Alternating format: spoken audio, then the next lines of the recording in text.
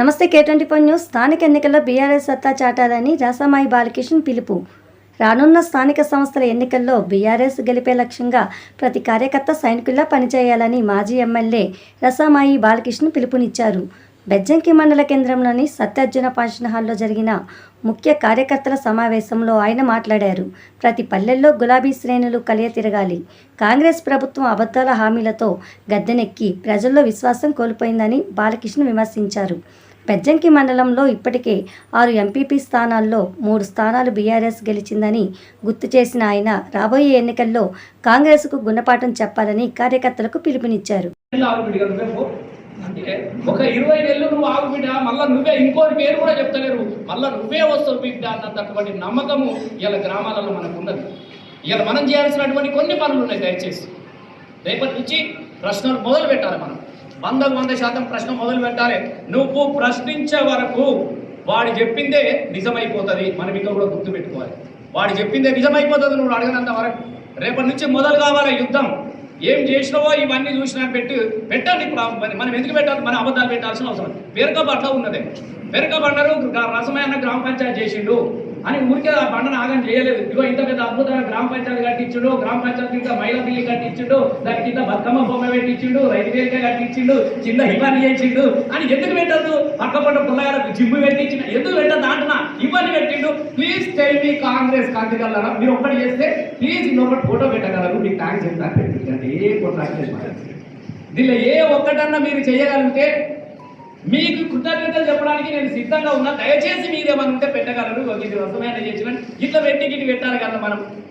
మరి ఇట్లా పెట్టినంత వరకు ఎట్లా ఉంటుంది మీరు ఆలోచన చేయండి దయచేసి. ఇవాళ కాబట్టే వాడు అభివృద్ధి చేయలేడు కాబట్టి ఇవాళ మన మీద వ్యక్తిగతమైనటువంటి దూషణలతో మొదలుపెట్టిండు. వాడు ఏం లేదు. చాతగానుడు సమాధానం చెప్తాడు, చాతగానుడు బూతులు తిడతాడు. మీరు ఎప్పుడు గుర్తుపెట్టుకోండి. నిజంగా నువ్వు చేసేవాడివి అయితే మేము అడిగిన దానికి సమాధానం చెప్పాలి. మనం ఏం అడుగుతున్నాం? ఇలా గుండారు పోలని నేను అడుగుతా ఉన్నా. అష్ట కష్టాలు పడి చౌడారం నుంచి గుండారం వరకు కలవాటు కట్టింది. కలవట్టు కట్టి ఉన్నాయి. నిజంగా రోడ్డు శాంక్షన్ చేయకపోతే కలవాటు ఎట్లా కడతాడు? గుట్టను నడమలకు చీరేసినాం. గుట్టలకు నడమలకు చీరేసి ఈలోగా ఎలక్షన్లు అయింది. వాడు కంకర పోసుకున్నాడు, సిమెంట్ తీసుకొచ్చుకున్నాడు, ఇసుక పోసుకొచ్చుకున్నాడు. ఈలోగా ఎలక్షన్ కూడా వచ్చింది కాబట్టి పాపం వాడు కలవాటు కట్టి మన దాకా చౌడారం దాకా రేవులపల్లె చౌడారం చౌరస్తా దాకా మన బార్డర్ దాకా బీటీ రోడ్ వచ్చి ఆగింది. ఉసుకున మనం ఓడిపోగానే టక్కున రాసి పడిపోయింది క్యాన్సల్ అని. అయినా మా వాళ్ళు ఫ్లెక్స్లు కడతారు. ప్లీజ్ వెల్కమ్, మా రోడ్ వేయకపోయిన పనులే కానీ నువ్వే కావాలని. ఎందుకు ఈ గ్రామాలలో చర్చ జరగదు? ఇలా చీలాపూర్ పల్లె నుంచి గుండాల నుంచి పోయే రోడ్ ఎట్లా ఉన్నది? దానికి తీసుకొచ్చి ఏం చేయమంటారు? నన్ను పైసలు తీసుకొచ్చి వచ్చిన ఎలక్షన్లకు పోగానే అయిపోగానే దానికి క్యాన్సల్ రాత్రి. ఇలా ఇదే బెజ్జంకి నుంచి కిష్టపూర్ దాకా ఈనంగా రోడ్ పోతే అది క్యాన్సల్ చేతివి. ఆ పోతారం నుంచి మళ్ళీ ఈ బెజ్జంకి దాకా డబల్ రోడ్ తీసుకొచ్చిన. నిజంగా మనకు బాగా అనిపిస్తుంది. ఆ ఊళ్ళే ఆ డబల్ రోడ్ తీసుకొచ్చిన అది క్యాన్సల్. అసలు ఎవడైనా క్యాన్సల్ చేసుకునే మనిషి ఎవడైనా ఉన్నాడే? కనుకనే మీరు క్యాన్సల్ చేయాలని చెప్తున్నా మీ అందరికీ నేను. ఎందుకంటే అభివృద్ధి క్యాన్సల్ చేస్తున్నాను. వాని పార్టీని, వాని ప్రతినిధులను మనం క్యాన్సల్ చేయాలని చెప్పేది గిందుకని చెప్తున్నాడు. నేను ఇప్పుడు నాకు ఏ ఉద్దేశం లేదో నాకు చెప్పండి. నేను తీసుకురాలేదా? కోటపల్లి నుంచి ఆనంగా డాంబర్ రోడ్ వేసుకోలేదా? ఆనంగా వీరప్పటి నుంచి ఇళ్ళ రోడ్ వేయలేదా? అక్కడ నుంచి కొడితే దాసారం నుంచి అక్కడ దాకా కొండపూర్ దాకా అటు రోడ్ తీసుకురాలేదా? అరే గీనంగా గిట్ల పోతే చూడరాదు. గిన్నె నుంచి పోతే దాకా రేవులపల్లె దాకా ఈ రోడ్ ఎవరు తీసుకొచ్చిండు? మనం కాకపోతే మీరు చెప్పుని. చీలాపూర్ నుంచి అడగోడే రోడ్ వేసుకొచ్చిండు మీరు చెప్పుని. అరే నాకు కలిగినంత నేను పని చేసి పెట్టినా, నాకు వెళ్ళిన కాడికి నేను పని చేసి పెట్టినా, బ్రహ్మాండంగా చేసిన. మనం చెయ్యందంటూ ఏది కూడా లేదు. కానీ దయచేసి మనం చెప్పలేకపోతా ఉన్నాం. ఇంకొకటి మళ్ళీ పదే మనం చెప్తా ఉన్నాం. అసలు మనకి ఎవరైనా కార్యకర్త ఉన్నాడే? ఎంపీగా సర్పంచ్ నిలబడితే నవ్వుతారు. గీత పోయి ఓటు వేసేది. నువ్వు చూస్తున్నావు కదా మొక్కలు ఎంత చక్కదర మొక్కలు కనబడతా ఉన్నాయో. కాబట్టి మనకి మొక్కం లేదు కాబట్టి తెలివైన మొక్కలు, ప్రజా మొక్కలు ఎందులో ఉన్నాయంటే మన బీఆర్ఎస్ పార్టీలో ఉన్నది. కాబట్టి రాత్రి కాగానే నువ్వు వస్తావా నీకు ఇది ఇస్తా, నేను అది ఇస్తా అంటే నువ్వు మీకు ఇచ్చేది ఏంటిరా? నేనే వాటికి ఎవరు కావాలో ఇస్తారని మా వాళ్ళు అంటా ఉన్నారు. వాళ్ళకి ఇదే పని తప్ప ఏమని ఉన్నదా? దయచేసి మీకు చెప్తాను. ఏమన్నా కనబడుతుందా? మీకు ఏ ముఖమన్నా? నేను నిజంగా వేరే ఉద్దేశం లేదే. వాడు అన్నాడు ఎవరు పడతారంటే గాలి కూడా పడే తారా జనాలు అమ్మ కథ బాగాను. కాబట్టి ఇవాళ ఏం జరుగుతూ ఉన్నదంటే రోజు ఫోన్లు జర వస్తే బాగుంది కదా. చాలా మంది పోయినలో చెప్తున్నారు. మేము నమ్మి మోసపోయినాం అన్న. నిజంగా చెప్తున్నాను, నీలాంటి మంచి మనసు మాకు దొరకడు. నేను అలా ఒక కార్యకర్త, ఆయన తెలియకముందే, ఆయన పేరు కూడా నాకు తెలియకముందే మన దగ్గరికి వస్తే మన బీఫామ్ ఇచ్చిన ఎంపీ చేసినాం. సరే పోతారు, బియ్యం అనక మెరుగలు ఉంటాయి, మనకు ఒక లెక్కనవే మనం తయారు చేస్తే వాళ్ళు లీడర్ అయ్యింది తప్ప వాడు తయారు చేస్తే మనం లీడర్ రాలే. మనం అది కూడా గుర్తుపెట్టారు. మీరెవరా?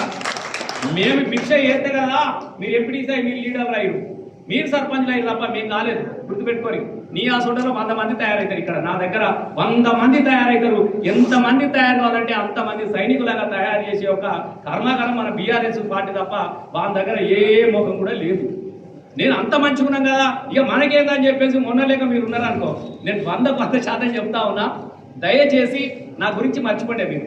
నేను ఎందుకు చెప్తున్నా అంటే మీ అందరి సహాయ సహకారాలతో మళ్ళీ 2 ఏళ్ల తర్వాత నేను కనబడకుండా కూడా ప్లీజ్ రసమైన ఆచూకు చెప్పగలరు, నేను వెంటనే మళ్ళీ ఎమ్మెల్యే చేసుకోవాలని పోస్టర్ వేసుకుంటారు కూడా అనుకుంటా. మళ్ళీ రసమైన కావాలని చెప్పేసి ఆ ప్రేమలు నేను సంపాదించుకున్నాను, ఆ అభిమానం నేను సంపాదించుకున్నా. కానీ నాకు ఇంత అభిమానం ప్రేమను ప్రజల నుంచి రావడానికి కారణం మీరే. కాబట్టి మీకు సేవ చేసే అవకాశం నాకు మొదటిసారి దొరికిందన్నటువంటి ఒక భావనతో దయచేసి మీరు గెలవాలన్నటువంటి ఆలోచన నాకు ఉన్నది. ఎందుకు గెలవాలంటే మీకు అది కూడా చెప్తా ఉన్నా. మొన్నటి దాకా ఏం జరిగింది, ఇల్లు ఉన్నారు. చాలా మందికి ఒక విషయం తెలవాలి, అవి ఇల్లు అనేది ఇందిరా ఇల్లు కావు, అవి ఎలక్షన్లు ఇల్లు. మీరు గుర్తుపెట్టుకో, స్థానిక సంస్థల ఎలక్షన్ల ఇల్లు.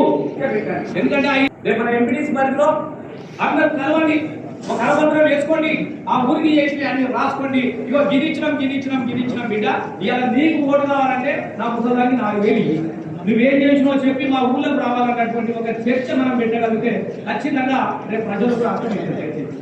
లేకుంటే వాళ్ళ అబద్ధాలకు ఏం చెప్తారంటే ఇదో దాన్ని ఇప్పుడు గెలిపి గెలిచిన తర్వాత అనడేవాడకపోయినా మాకు ఓటేసిరు, 2500 ఇవ్వకపోయినా ఓటేసిర్రు, రైతు చచ్చిపోతే 5 లక్షలు ఇవ్వకపోయినా ఓటేసిరు, కరెంటు చక్కగా రాకపోయినా ఓటేసిరు.